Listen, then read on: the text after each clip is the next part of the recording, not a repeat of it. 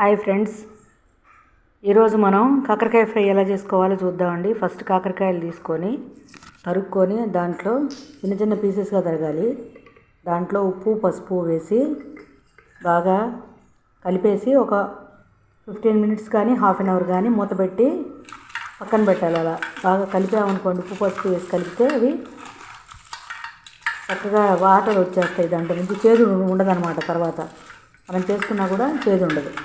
అట్లా కలిపేసి బాగా పిసికేసి ఆ కాకరకాయ ముక్కల్ని అట్లా మూత పెట్టి పెట్టాలి. పెడితే తర్వాత మనం ఒక హాఫ్ అన్ అవర్ తర్వాత వాటిని తీసి అప్పుడు మళ్ళీ గట్టిగా పిండి పక్కన పెట్టుకోవాలి. ముక్కలు పిండేసి బాగా పక్కన పెట్టుకుంటే ఇప్పుడు చేదు పోతుంది అనమాట. కాకరకాయ చాలా హెల్త్కి మంచిది కదా. షుగర్ ఉన్న వాళ్ళకైనా లేకపోతే మామూలుగా కూడా ఫ్రై బాగుంటుంది. ఇందులో ఆనియన్స్ వేయకుండా చేస్తాను నేను. ఆనియన్స్ వేసి ఒక రకంగా, ఆనియన్స్ లేకుండా ఒక రకంగా చేస్తాను. ఇది ఆనియన్స్ లేకుండా అనమాట. ఎలా చేయాలి అనేది చూపిస్తున్నా. ఒక 3-4 స్పూన్స్ ఆయిల్ వేసుకోవాలి. వేసుకొని అందులో తిరగమాతకి పచ్చిశనగపప్పు, మినప్పప్పు, ఆవాలు, జీలకర్ర, ఎండుమిర్చి ఇవన్నీ వేసుకొని పోపు బాగా వేగేటట్టు వేయించుకోవాలన్నమాట మనం.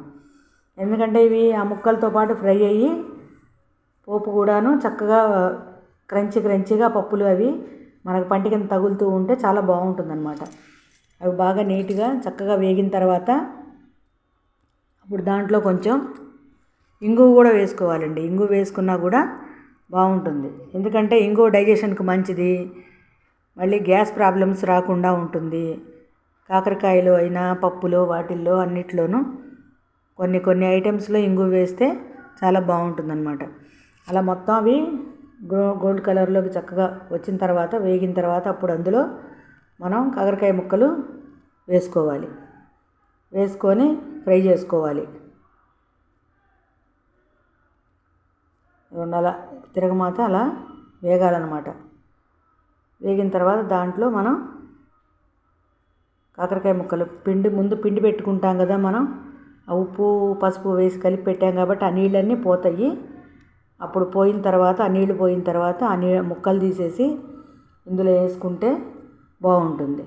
అవి వేసేసుకొని బాగా కలుపుకోవాలన్నమాట. ముందు కలిపి ముక్కలు వేసి కలిపిన తర్వాత మూత పెట్టి పెట్టుకుంటే మగ్గుతాయండి అవి బాగా నీట్గా ముక్కలు అవిను.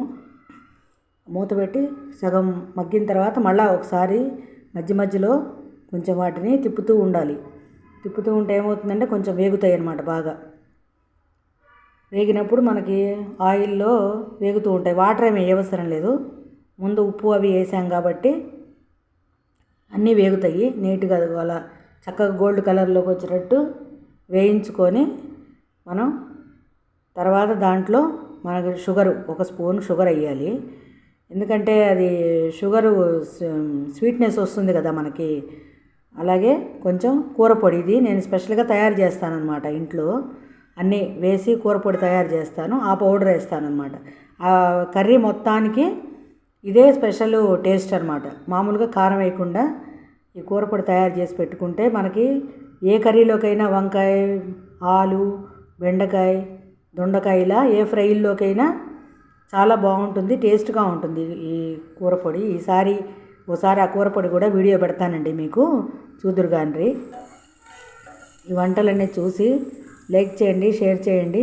మా సీకేఆర్ఎస్ క్లబ్ ఛానల్ని కామెంట్ చేయండి. దాంట్లో ఏమేమి పెట్టాను ఏంటి అనేది మీ కామెంట్స్ కూడా తెలియజేయండి. అలా వేసి మొత్తం కలిపిన తర్వాత ఒక 2 మినిట్స్ ఉంచేసుకొని మనం సర్వింగ్ బౌల్లోకి తీసుకోవాలన్నమాట. ఇది కాకరకాయ ఫ్రై. మీరు కూడా ట్రై చేసి చూడండి, ఎలా ఉందో కామెంట్ చేయండి. ఓకేనా ఫ్రెండ్స్?